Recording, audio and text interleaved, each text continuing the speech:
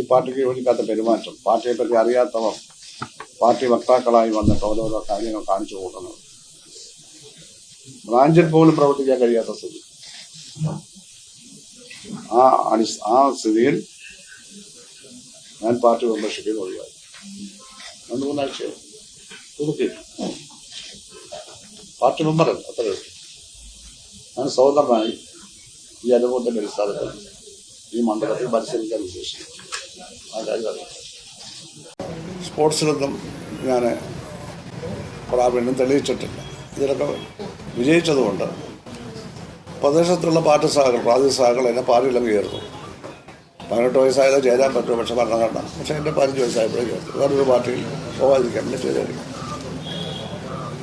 പിന്നെ 12 സ്കൂളിൽ പഠിക്കാൻ പോയി, മെമ്പർഷിപ്പൊക്കെ തുടർന്നു. പിന്നെ എസ് എൻ കോളേജ് 67 പഠിക്കാൻ പോയപ്പോഴാണ് സജീവ രാഷ്ട്രീയ പ്രവർത്തനം, പൂർണ്ണ സമയ പ്രവർത്തനം 67 തുടങ്ങിയതാണ്.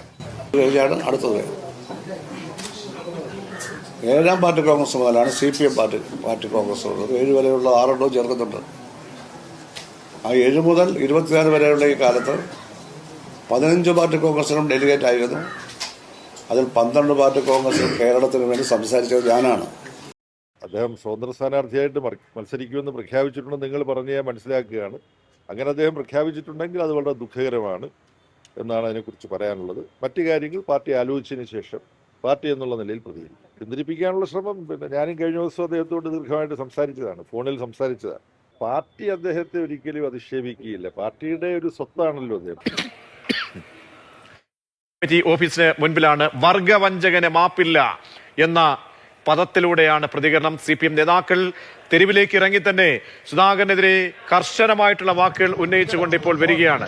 സ്വാഭാവികമായി ഉണ്ടാവും. പാർട്ടി ബന്ധപ്പെട്ട കേന്ദ്രങ്ങളിൽ ആലോചിച്ച് ആവശ്യമായ പ്രചാരണ പരിപാടികൾ അദ്ദേഹം പ്രകോപിപ്പിക്കുകയായിരുന്നല്ലോ ചെയ്തത്. ഇന്നലെ വരെയും ചെയ്ത കാര്യങ്ങൾ സത്യത്തിൽ പൊളിറ്റിക്കൽ ക്രിമിനൽ എന്ന് നമ്മളെ വിളിച്ചില്ലേ. ഇദ്ദേഹം യഥാർത്ഥത്തിൽ ഒരു കുറുക്കനാണ്. ഇന്നത്തെ പത്രസമ്മേളനം പൊളിറ്റിക്കൽ ഫോക്സ് ആണ്. എതിരാളിയായി മാറിയിരിക്കുന്നത് ഇപ്പോൾ അരങ്ങേറുന്ന നാടകത്തിന്റെ ഒരു രംഗം മാത്രമേ ഇപ്പോൾ നമ്മൾ കണ്ടിട്ടുള്ളൂ. 2 രംഗം കൂടി വരാനുണ്ട്. ഒന്ന് UDF-ൻ്റെതാണ്, പിന്നെ ഒന്ന് BJP-യുടേതാണ്.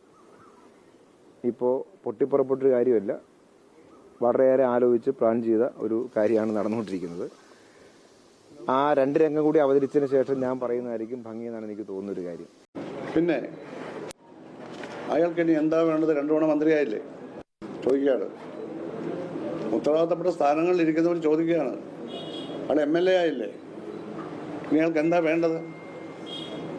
ഇത് അൺമാർക്സിയനാണ് ഈ വാദഗതി. ഒരിക്കലും കമ്മ്യൂണിസ്റ്റ് പറയാൻ പാടില്ല. അദ്ദേഹം പറയുന്നത് അദ്ദേഹത്തെ അവഗണിക്കുന്നതാണ്. പാർട്ടിയുടെ ഒരു മുതിർന്ന നേതാവ്, കേവലം ഒരു മുതിർന്ന നേതാവ് എന്ന രൂപത്തിലല്ല ഞങ്ങൾ സുധാകരനെ കാണുന്നത്. ഞങ്ങളൊക്കെ വിദ്യാർത്ഥി പ്രസ്ഥാനത്തിൽ പ്രവർത്തിച്ചുകൊണ്ടിരിക്കുന്ന സമയത്താണ് ഭുവനേശ്വരൻ രക്ഷാകർത്തൃത്വം ഭരിക്കുന്നത്. അന്ന് വിദ്യാർത്ഥി നേതാവ് ആയിട്ടുള്ള സുധാകരൻ അനുജൻ ഭുവനേശ്വരൻ 12 NS കോളേജിൽ രക്തസാക്ഷി ഭരിക്കുമ്പോൾ ആ രക്തസാക്ഷിയുടെ സഹോദരൻ എന്ന രൂപത്തിലേക്ക് ആ സഖാവിനോട് മറ്റേതൊരു നേതാവിനും സഖാവിനും കൊടുക്കുന്നതിനേക്കാളും മുന്തിയ പരിഗണനയാണ് ഞങ്ങളെല്ലാം കൊടുത്തിട്ടുള്ളത്.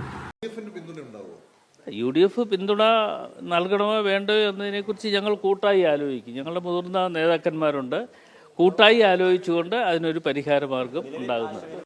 ഞങ്ങൾക്ക് അദ്ദേഹമായിട്ടൊക്കെ വളരെ വർഷങ്ങളുടെ വ്യക്തിബന്ധങ്ങളുണ്ട്.